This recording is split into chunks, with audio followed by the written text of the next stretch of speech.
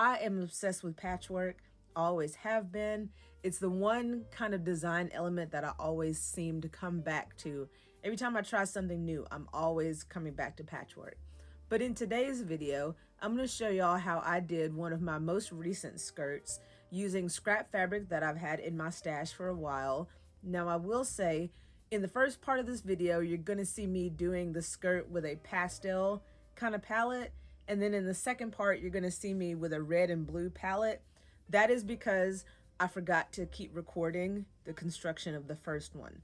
But the pattern and the concept and everything else is the exact same. It's just different colors. But I'm going to show you how to draft the pattern. I'm going to give you some tips and tricks on things that I learned along the way, and some of the things that you can do to make it your own, make it unique to you. I have really been enjoying making these skirts. They take forever, but I really enjoy them because they're kind of like a piece of art. And they're never going to be the same. If I were to even make another one that was a red and blue palette, it'll never be the same like the one that I made. If that sounds good to you, grab you something to drink and let's get into it. So as far as drafting your pattern, I'm going to show you like a mini version of how to do it on a sheet of paper behind me. But just visualize doing this on a larger scale. If you would like for me to share the pattern that I'm using myself, let me know in the comments and I'll think about it. I'll think about doing that. Let's go over to the sewing table and I'll show you how I did it. Okay, so I have just a normal sheet of paper here, so this is not going to be to scale. You'll get the idea on how to construct the pattern. So the way that I did my pattern was I actually drew it in Adobe Illustrator because that is the program that I'm familiar with, but not everybody has that available. So basically, what you're going to do is you're going to be making as many tiers as you want. I like 3 or 4 for my skirts. So if I was doing 4, I would just add the 4th down here. But this is ideally the shape that you want. I initially made this pattern and I actually did curves in between the sections, and I found out that it really doesn't matter. It doesn't really change the look that much because it was just a slight curvature. So I just did it to where all of these lines are parallel. 1, 2, 3, 4. If you do 3 tiers or if you do 4 tiers, they're going to be equal. You can do them offset if you want to. It's just easier to do them equally. Now on the first tier, I like to do mine with a waistband that's attached to the final product. But if you wanted to just fold it over and not have to attach, then you would add an extra 2 to 4 inches depending on how wide that you want your waistband. You would just half of whatever this number is what your final waistband will be plus seam allowance. That's another thing to keep in mind when you're doing this pattern, is that you want to add a 1/2 inch of seam allowance all the way around all of the pieces. So essentially, your pattern piece is going to look like this with a 1/2 inch all the way around. And that's because all of these pieces are going to attach to something, so you've got to add that seam allowance. But the way that you can draft this without just doing this janky drawing like this is you can take, your piece of paper, you can fold it in half. You can get your drawing tools out and all that good stuff, but the crude way of going about it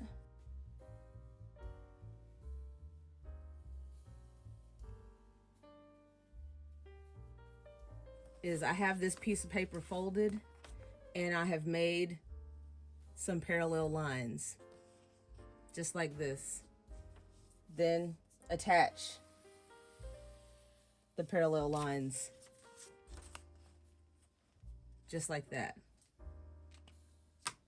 So then what do? Again, you're going to add your seam allowance. Don't forget to add your seam allowance. Then you just cut out your pieces.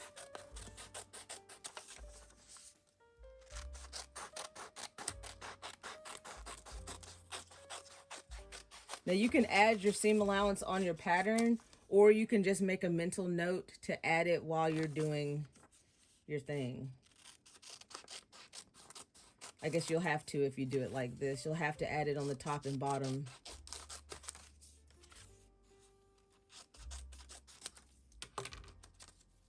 But if you use a ruler or a measuring tool, then that is the shape that you're gonna get. These are the pattern pieces that I use, and I did 19 of each piece. Now 19 is gonna give you a full circle skirt. That is how I designed this.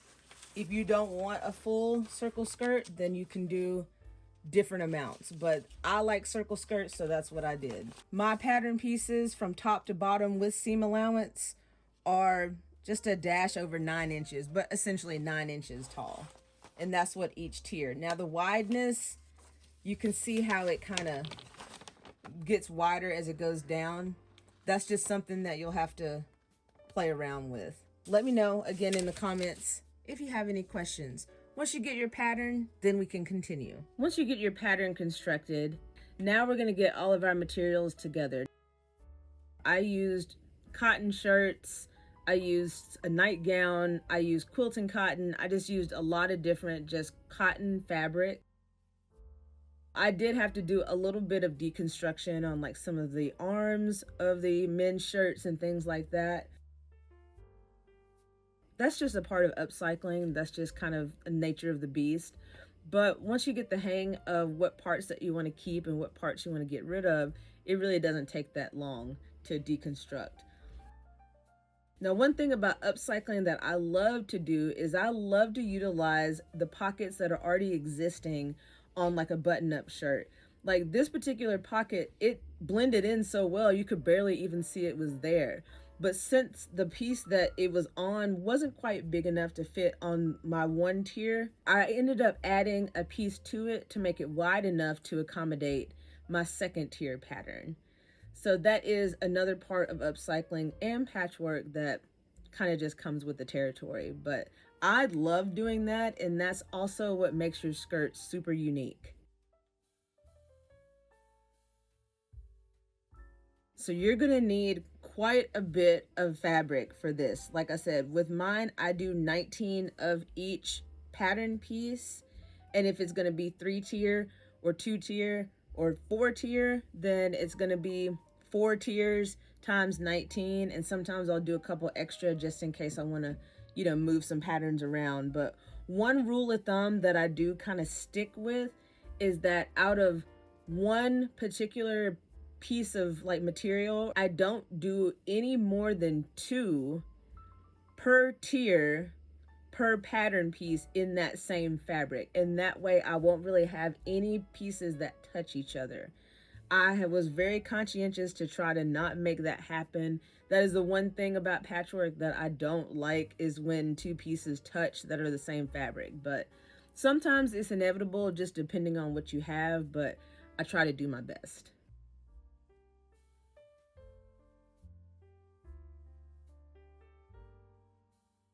Once you've got all your pieces cut out for all of the tiers that you're gonna do, then it's gonna be time to put those pieces together in your preferred method. Now, I personally like using my serger.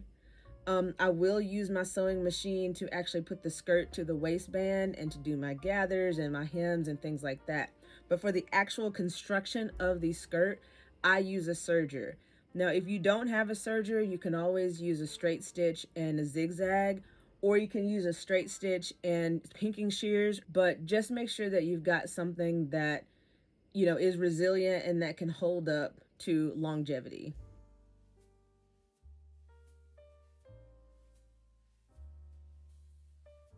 The way that I construct the skirt is I do it in sections. So I'll do the top piece, the middle piece, the bottom piece, or if I'm doing 4, I'll put 1, 2, 3, 4 pieces together in like a panel, in like a section, and then I attach the sections because I've been very keen on adding pockets to these skirts. So what I'll do is I will put 9 sections on the front, 9 sections on the back, and then I'll do my inline pockets.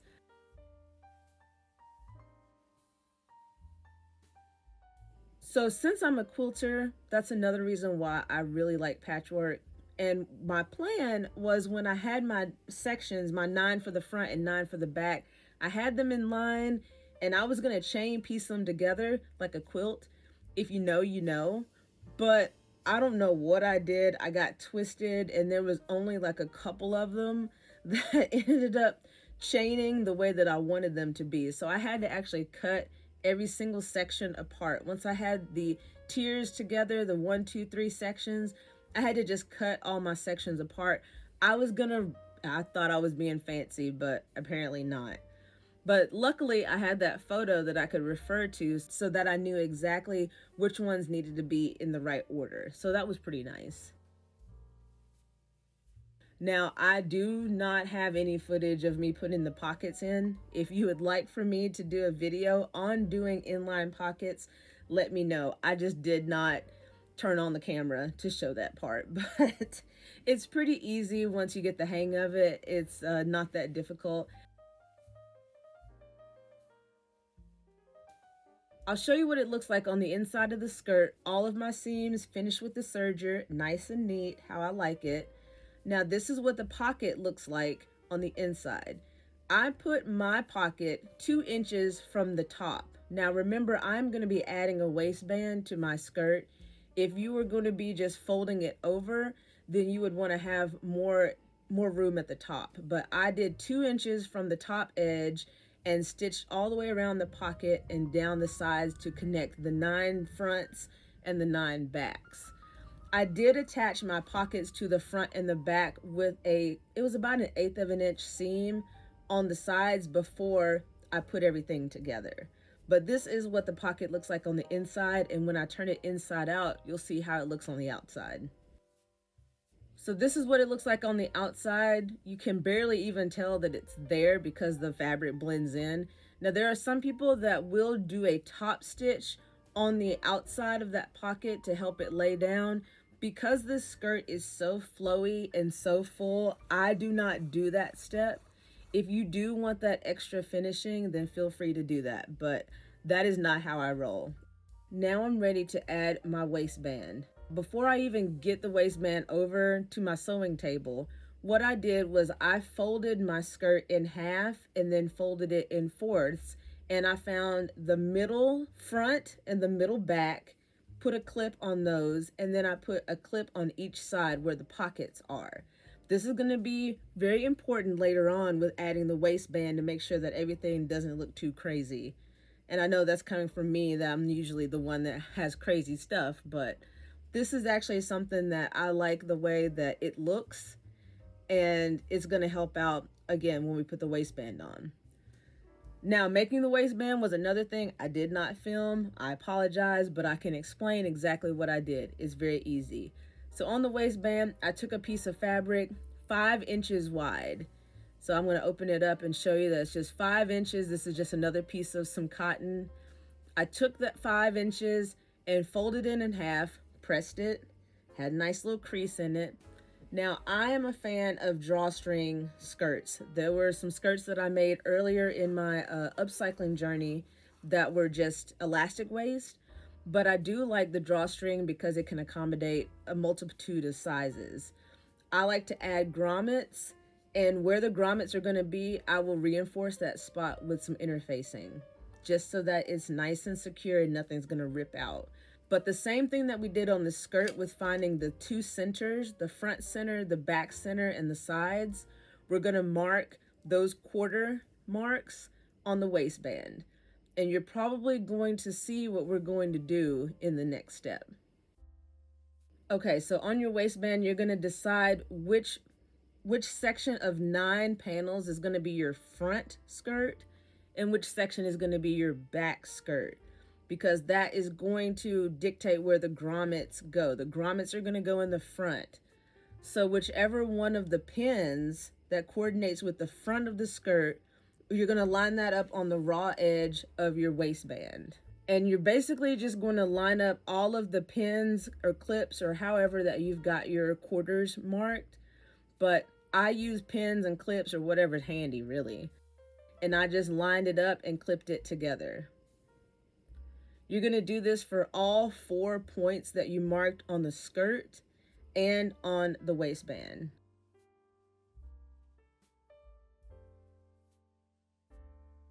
Now, once you've got all 4 of those points connected, you're going to see that your waistband, which I make my waistbands about 50 inches in circumference, so they can fit a 50-inch waist, you're going to see that you're going to have more skirt than waistband, which is exactly what you want.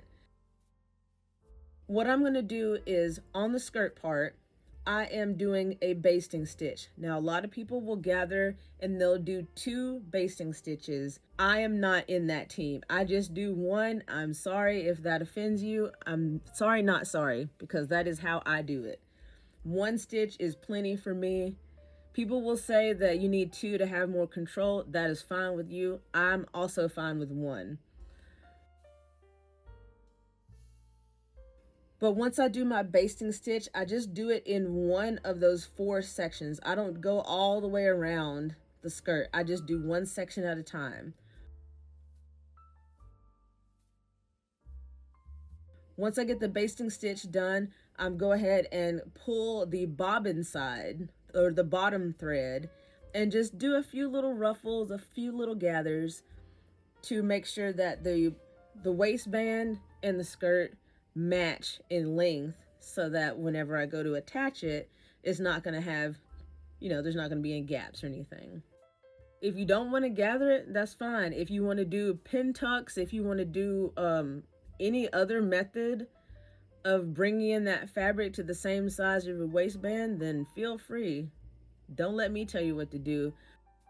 So once I got the 1 section gathered and ruffled how I liked it, I went ahead and pinned it to the waistband. I did use a lot of clips just because I wanted to make sure that nothing was going to move around. Now, once you do the 1 section, you're going to repeat the same process for the other 3 sections.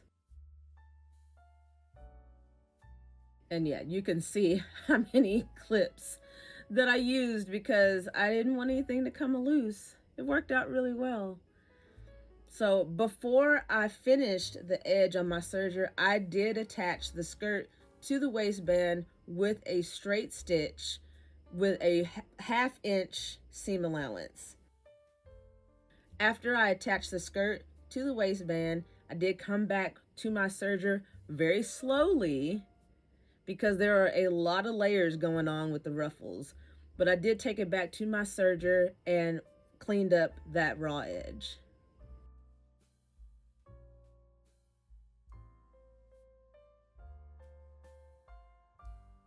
So this is how we are looking so far.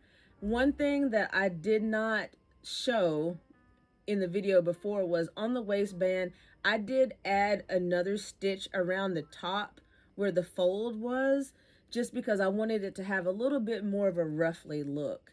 You can not, you don't have to do that, but it was just something that I thought would add a little bit of extra pizzazz.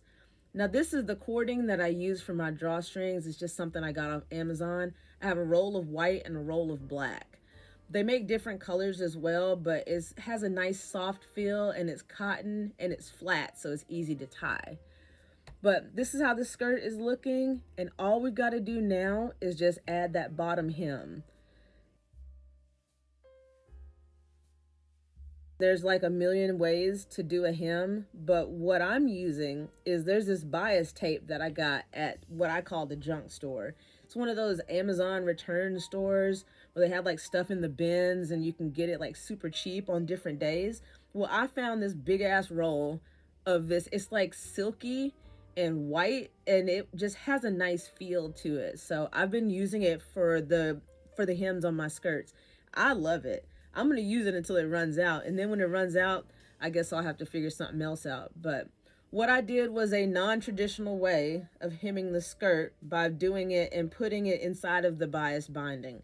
I know you're supposed to attach it on one side and then fold it over and attach it there. But the thing about the bottom hem of a skirt, it's usually really long. I mean, you're looking at like 300 inches of distance that you gotta hem, and this is the longest part of the process, and it's not my favorite. So whatever I can do to make it easy, that's what I'm gonna do. You just go around and hem your skirt in whatever way that you like. You could just do a serged edge. You could do a double fold.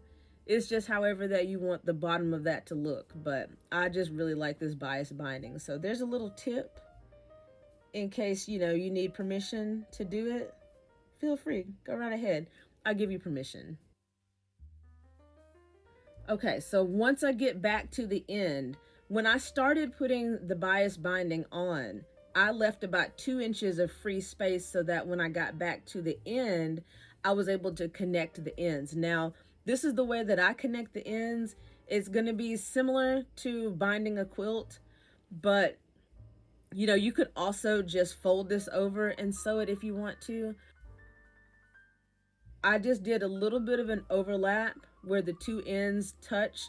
I did about a 1/4 inch, 1/2 inch.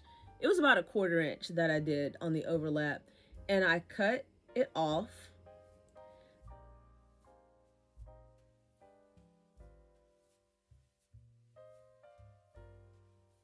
Then I went back and I made sure that nothing was twisted up or anything. And I attached the ends of the bindings together, right sides together. Attach them with a 1/4 inch seam allowance. Now you could do a 1/2 inch if you wanted to. It's just that I cut mine at a 1/4 inch. But just whatever amount that you cut it with the overlap, just remember that that's going to be your seam allowance for when you're attaching both of the pieces of binding together. Main thing that I wanted to make sure was that the middle was lined up, since that was going to be the most visible on the bottom of the skirt. But with it being so fluffy and full, I mean, honestly, if it's a little bit off, nobody's going to give a crap. Just trust me, nobody cares.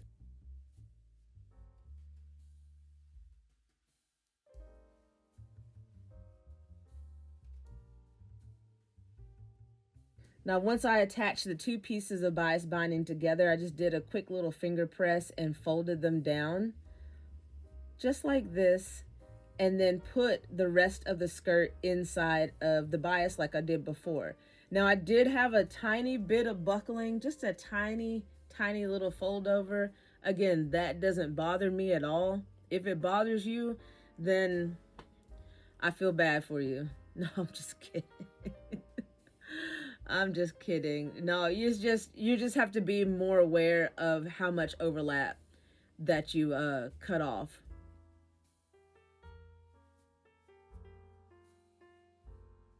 And once you get done hemming your skirt, then this was the result. A lovely scrappy skirt that is ready for twirling, because that's what I personally love to do with a skirt. I want to twirl around and I want to be a princess, or I want to be a fairy. But yeah, this uses up so much fabric, and it's so fun because, I mean, you can just get so creative with color schemes. That is how I do my patchwork skirts. Let me know if you have any questions down in the comments below. If you got this far in the video, I do thank you very much for watching, and I will see you next time.